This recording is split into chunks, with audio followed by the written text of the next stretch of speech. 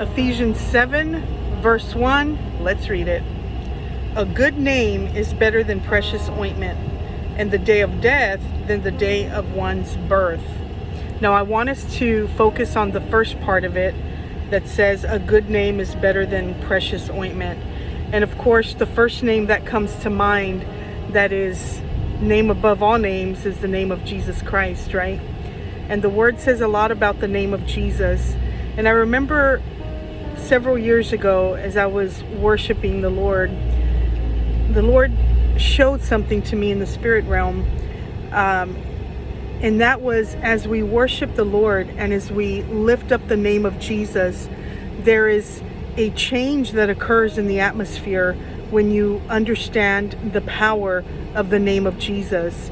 It was as if your hands ripping through the atmosphere, as your hands, hands of prayer ripping through the atmosphere, and there was like a tearing and a intense violent movement happening in the atmosphere, in the realm of the spirit, as you praise and worship and as you lift up the name of Jesus, because there is power in the name of Jesus. The second thing that comes to mind is just how important a name was in biblical times, where as in today's time and age, people select names using a name book for their children, trying to find the coolest sounding name, the most different name that you can find. Whereas in the biblical times, the names that they would use were meaningful. The names that they would use stood for something. They were powerful. And thirdly, what I thought about was just how important a name was. And let's think about a last name. When I was growing up, and I remember, parents, grandparents talking about just the importance of a name and how you were to conduct yourself in a positive way, professional to a sense.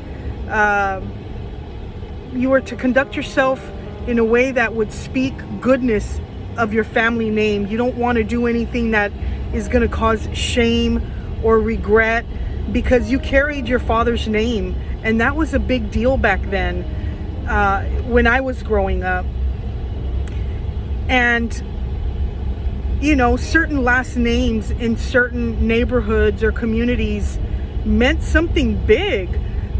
When you heard a last name, you knew to respect that name for different reasons. One could be that was a prominent name in the neighborhood because they were from a family, let's say, in law enforcement.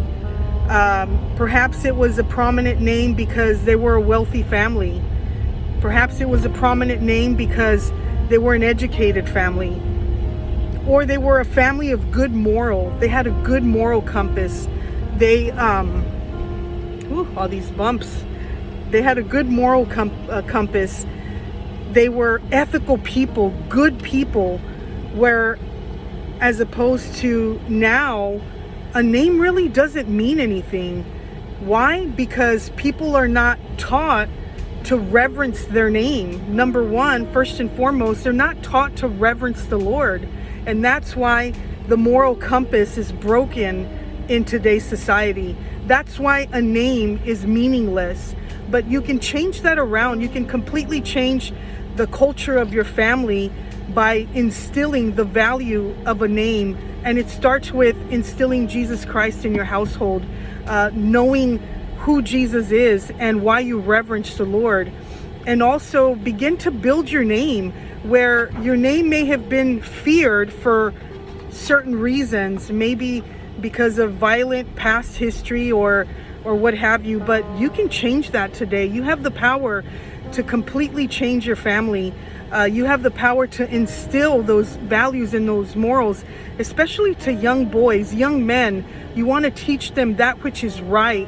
You want to teach them respect, how to respect their elders. That's out the door nowadays. People don't even respect their elders, but that can change starting with you. So If you've fallen away from valuing a strong name, wouldn't you want your name to be remembered as a family name that was respected because of your ethics? You were a person that could be trusted. You were dependable. Anyone can call you because they knew that you would give sound advice. You were a positive person, a great influence. Doesn't that sound awesome? And you can start with instilling that in your children or in yourself even now. So I encourage you to start thinking about your name. What kind of legacy do you want to leave behind? What do you want people to think about when they think of your name? You want them to think that, and remember, whatever they think of your name, that's what your generation is going to be thought of as well. So make it great, make it count for something, and start with Jesus. God bless you guys. I hope that this encouraged you, and we'll see you next time.